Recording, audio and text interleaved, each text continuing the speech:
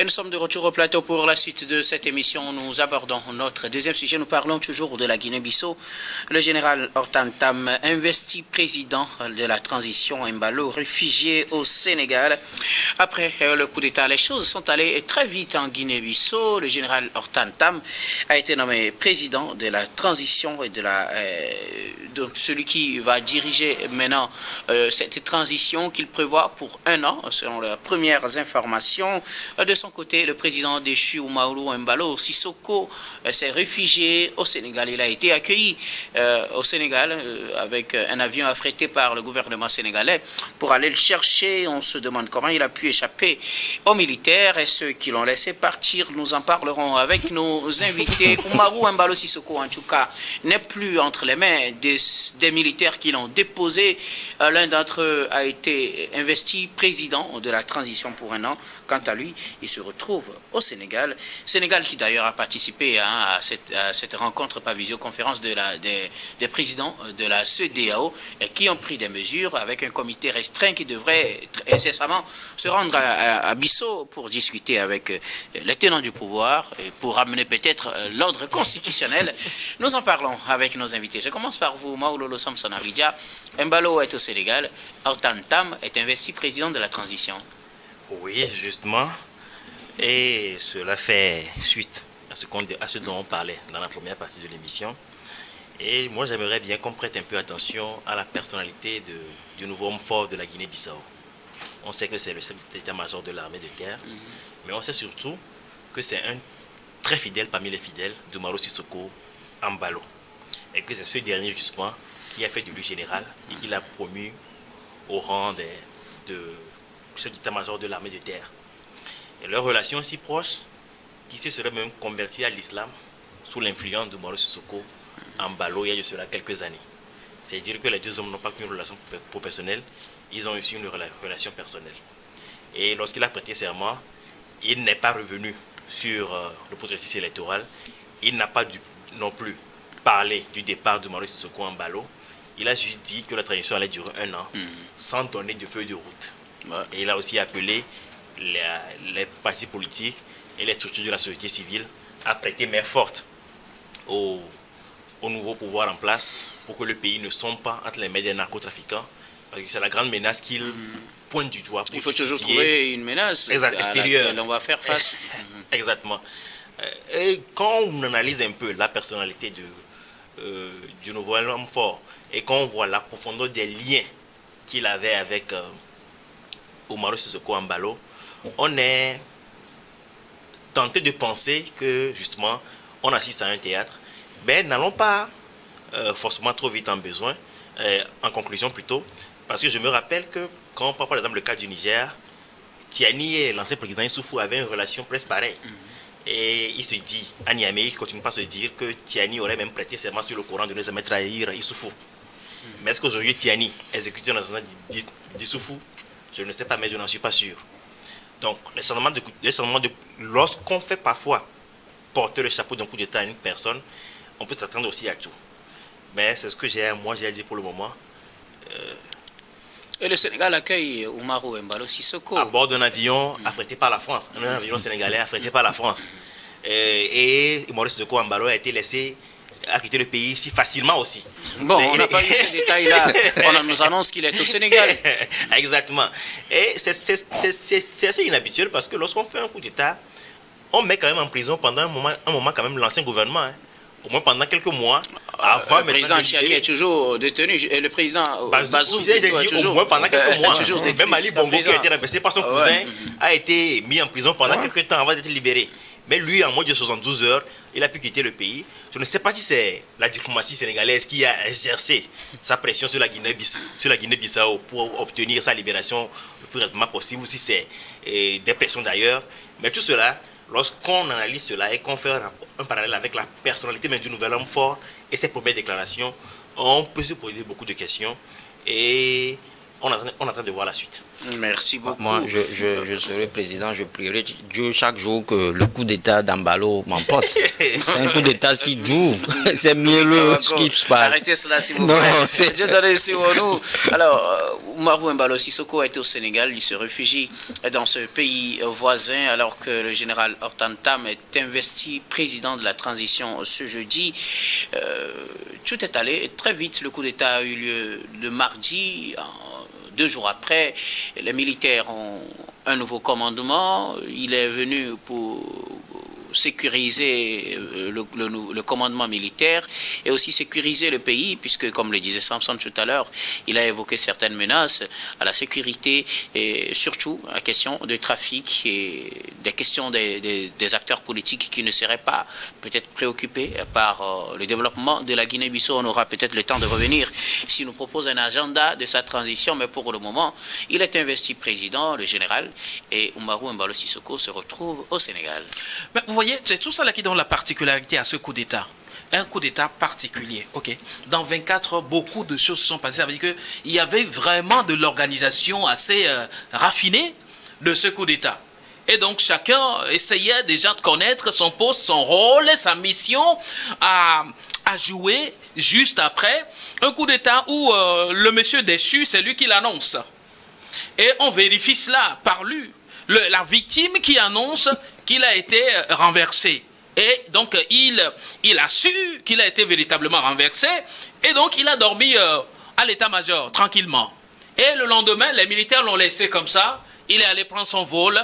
Il va en vacances. Peut-être une diplomatie externe. Quelle diplomatie n'a pas été plus forte au Niger à côté? Aujourd'hui, Bazoum est toujours au chaud. Ses enfants réclament sa libération. Bien sûr. Et pourtant, c'était un coup d'État. Alors, vous comprenez qu'il y a des coups d'État qui sont beaucoup plus, qui aspirent l'intérêt du peuple et d'autres coups d'État qui protègent quelqu'un.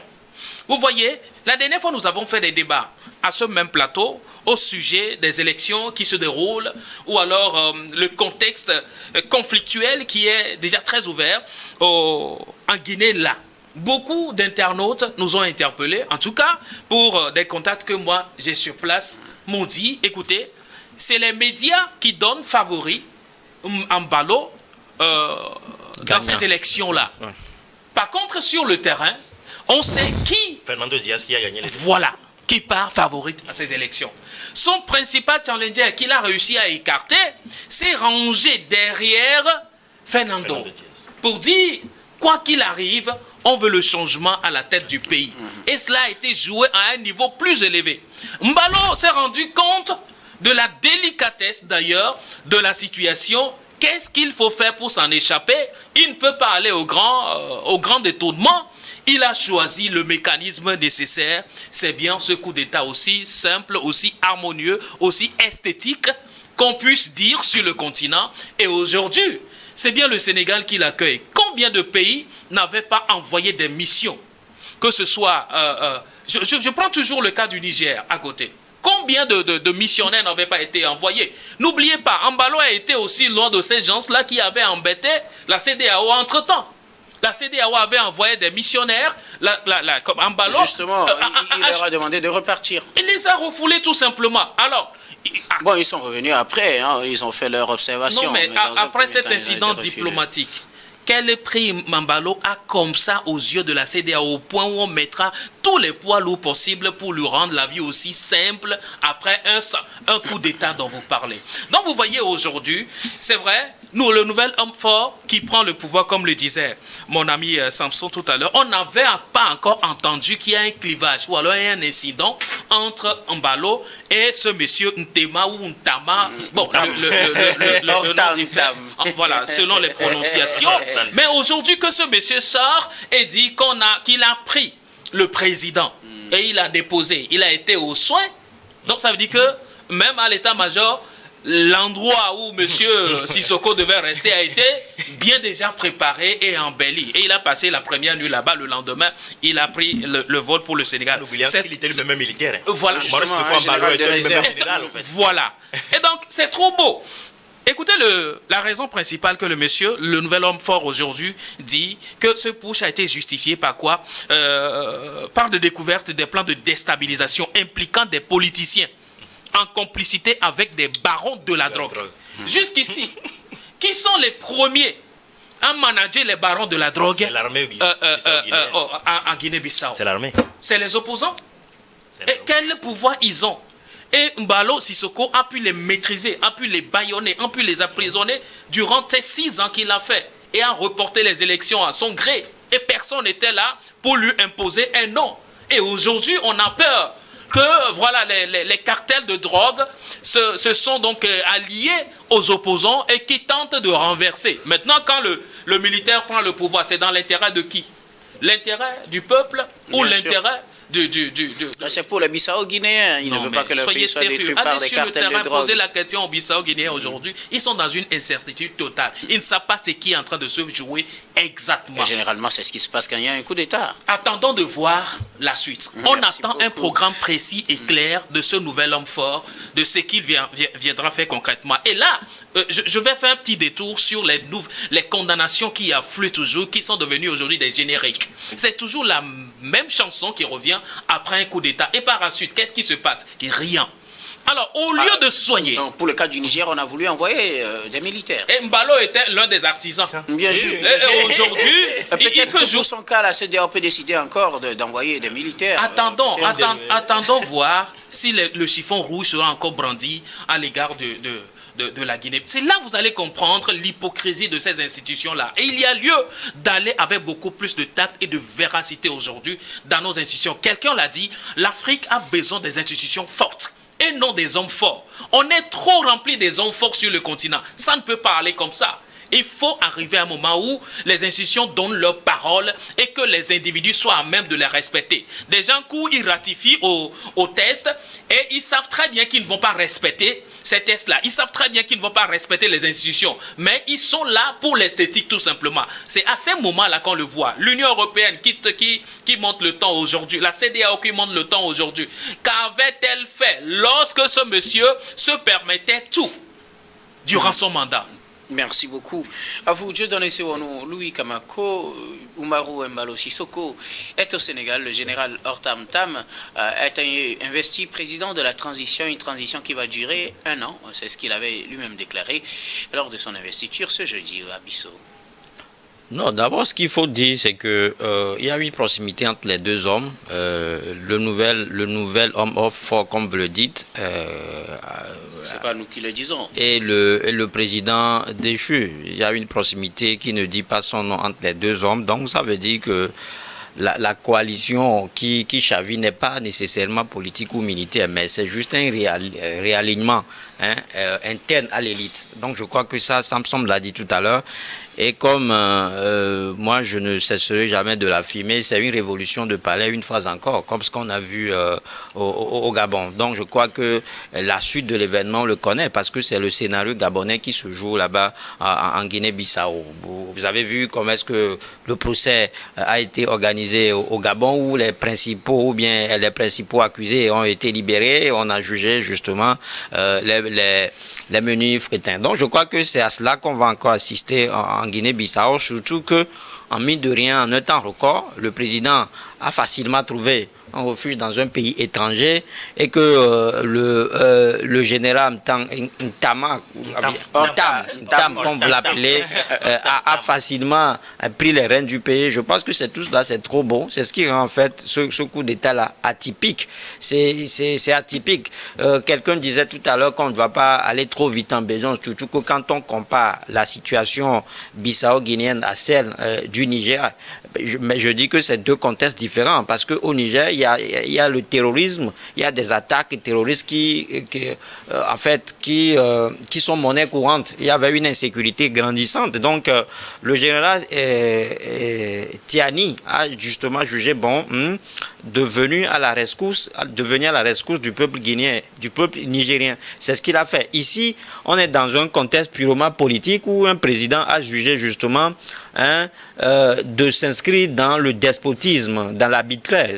On va à une élection, on écarte les principaux adversaires pour justement se tailler la part belle du lion. Je crois que c'est des faits qui créent la frustration. Et quand c'est comme ça, je pense que ça n'arrange pas le pays. Et donc, comme je le disais, il a su que l'avenir reste sombre pour lui. Il va falloir trouver une porte de sortie. Cette porte de sortie-là, c'est cette négociation. Je pèse vraiment, c'est cette négociation-là qu'il est allé faire avec ses frères d'armes. On rappelle qu'il est militaire aussi, c'est un général. Il est allé faire cette négociation-là avec ses frères d'armes pour qu'on lui trouve justement cette voie-là. Et donc, aujourd'hui, je crois que lui, il a fini de faire ses sales besognes. Il est actuellement au Sénégal. Et ce que moi, à mon avis, je trouve un peu curieux de la part du Sénégal qui a facilement tendu ou bien qui a facilement répondu à l'appel de quelqu'un qui hier narguait toute une communauté. Parce que Mbalo, les uns les autres l'ont dit tout à l'heure, Mbalo a chassé dans ce monde en fait les émissaires de la CEDEAO, ce qui à ma foi est un irrespect vis-à-vis de l'institution. Donc ça veut dire que normalement, il se retrouve aujourd'hui dans cette situation, personne ne devait venir à son aide parce que lui-même, comme je le disais, il a été son propre fossoyeur. Donc la question revient, que ce soit... On dirait qu'on pourrait conclure, à vous écouter, que c'est bien mérité pour lui un coup d'État. Non, mais malheureusement, ce n'est pas un coup d'État au sens propre du terme. C'est-à-dire que c'est une comédie qui se joue et que tous les acteurs sont dans leur rôle. Si c'était un coup d'État, peut-être à la Malienne ou bien au Burkinabé, je pense que je ne pourrais pas même me dire que Mbalo a mérité ce qu'il voulait. Mais aujourd'hui, c'est le paradis terrestre qui continue pour lui parce qu'au Sénégal, il sera en Asie doré. Il a négocié tout cela, c'était planifié avec les uns les autres. Donc c'est la gouvernance de Mbalo qui va juste continuer là-bas en Guinée-Bissau. C'est pour ça que je dis que les Guinéens ne sont pas sortis de l'oignon. La situation, elle demeure, la crise demeure d'actualité. Il va falloir justement pour eux d'ouvrir les jeux et d'œuvrer autrement. Parce que quand on dit, ce qui est encore marrant, c'est que c'est un coup d'État qui est intervenu en plein processus électoral. Bien sûr. Et les poutistes disent qu'ils suspendent en fait ce processus électoral. Pour organiser une élection, c'est pas avec 1 franc, c'est pas avec $2, mais c'est beaucoup d'argent. Donc ça veut dire que tout ce que les gens ont fait, les gens ont investi pour aller à ces élections-là, et aujourd'hui, ils se retrouvent à zéro, avec 100 résultats. Parce qu'il y a quelqu'un qui se dit ami avec le dictateur, il vient, il parachève de façon injuste et de façon dictatoriale ce processus-là, électoral-là, en naga et tout un peuple. Donc je pense que le pays replonge encore dans les mêmes travers et il revient pour moi au peuple guinéen, à la jeunesse guinéenne aujourd'hui, de prendre son destin en main, de prendre sa responsabilité. Alors, que doit faire la communauté internationale? Est-ce aussi ce sentiment mitigé qui fait que dans les rues de Bissau, on n'a pas vu souvent ce qui se passe quand il y a coup d'État, soit manifestation contre le coup d'État, soit manifestation de soutien, et rien de tout cela. Mais le coup d'État a eu lieu à une période assez particulière, comme l'a dit Louis, c'est en plein processus électoral. Les résultats n'étaient pas encore sortis. Fernando Diaz, c'est vrai, la rue pense que c'est lui qui a gagné les élections, mais tout le monde a été un peu surpris par la situation. Je pense que face à une situation comme ça, il y a un temps, avant que l'effet de surprise ne passe, et maintenant que les partis politiques essaient maintenant de s'organiser pour maintenant demander au nouveau pouvoir en place de prendre les mesures qu'il faut. La communauté internationale, je ne pense pas qu'elle pourra faire grand-chose à part des communiqués. Je ne vois pas, contrairement au pays du Sahel, la Guinée-Bissau est un pays côtier. Ils ont un port, donc je ne vois pas comment on pourrait, par exemple, empêcher les amateurs de livrer de la marchandise là-bas. Ça ne se fait pas. Donc je ne vois pas ce que la communauté internationale pourra faire à part mettre une pression diplomatique, mettre une pression diplomatique sur les nouveaux dirigeants pour qu'ils écoutent leur transition. Maintenant, on a parlé d'une transition de 1 an. Oui, c'est le scénario de 1 an. De 1 an annoncé sans feuille de route. Ce que moi, je pense qu'il va se passer, c'est qu'après 1 an, Umaro Sissoco Embalo pourra revenir et se présenter et maintenant gagner les élections parce que peut-être les opposants auraient été écartés. Parce qu'en absence de procès, il n'y a aucune condamnation qui pèse sur sa personne. Pour le moment, bien sûr. Maintenant, c'est en politique, tout peut se passer.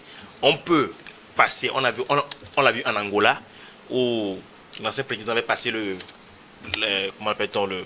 bâton à son dauphin qui a fait maintenant juger sa fille pour détournement de fonds. Donc c'est en politique, il n'est pas exclu que d'ici 3 ou 4 mois ou 6 mois, le torchon brûle entre les deux hommes et que finalement, Umaro Sissoco Embalo se retrouve dans un exil prolongé. Mais pour le moment, l'un des scénarios les plus plausibles selon moi, c'est que d'ici 1 an, il revient au pays, se représente aux élections avec des opposants mis en prison ou écartés.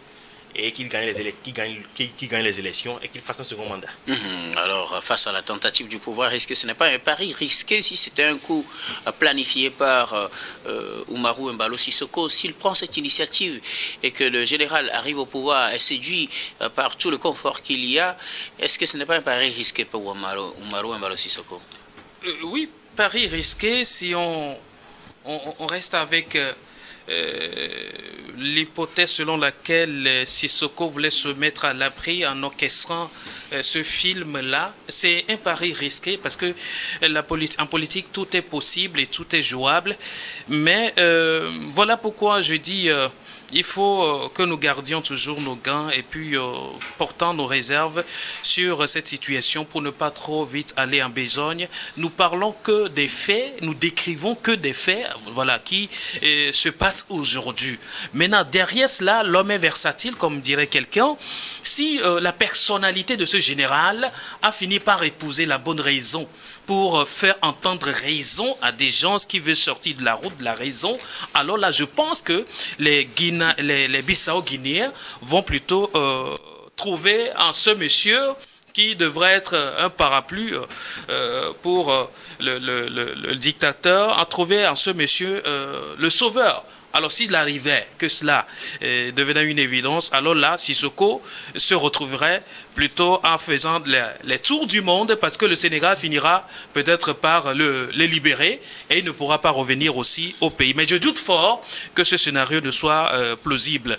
Et donc, moi je le dis, je le répète encore, on attend de voir la suite de ce que ces militaires-là vont servir au peuple guinéen et vont servir à l'Afrique entière pour comprendre si véritablement ils sont plutôt animés d'une bonne raison d'aller à ce changement de main à la tête de pouvoir. Ou alors, ils sont aussi en mission pour véritablement couvrir un dictateur qui ne veut que se tailler la bonne place au soleil. Merci beaucoup. À vous de donner sur nous, Louis Kamako, quelque chose à ajouter rapidement? Non, mais ce qu'il faut ajouter, c'est justement demander à la CEDEAO aujourd'hui de devenir l'institution forte que nous attendions. C'est-à-dire qu'aujourd'hui, s'il y a cette prolifération du coup d'État dans la sous-région, ça veut dire tout simplement parce qu'on n'a pas une institution forte, on n'a pas des hommes forts à la tête de nos institutions qui puissent justement parler et faire taire tout le monde. On a attendu longtemps ici la force d'attente de la CEDEAO qui n'a jamais été mise sur pied. Je crois que si on a des institutions du genre ou bien si on a des unités du genre, ça va au moins dissuader les uns les autres. Parce qu'on a l'impression qu'aujourd'hui, on doit faire avec, avec l'armée aussi. Mais bon, c'est vrai que je ne veux pas généraliser, mais quand vous prenez justement le cas Bissau-Guinéen, ça devient curieux. La force de l'armée, en fait, c'est dans les casernes. Si l'armée veut s'inviter ou bien veut s'ingérer dans la politique, je crois que ces soldats-là savent ce qui leur revient de faire, c'est peut-être de démissionner et de devenir politique. On en a vu ici au Togo. Mais à chaque fois, s'ils sont là et ils constituent une roue de secours pour les dictateurs, je crois que tout cela ne fait que regresser notre démocratie. Donc il revient à la CEDEAO aujourd'hui de prendre ses responsabilités et de condamner sévèrement ces corps habillés-là qui pensent que l'institution, qui pensent que l'État c'est un jouet et qu'à un moment donné, ils peuvent à tout temps mettre fin à un régime ou bien à un régime solidement bâti à partir des tests constitutionnels. Voilà. Merci beaucoup. À vous tous pour vos contributions. Nous allons marquer la pause pour le journal, puis on reviendra tout à l'heure pour la suite de cette émission.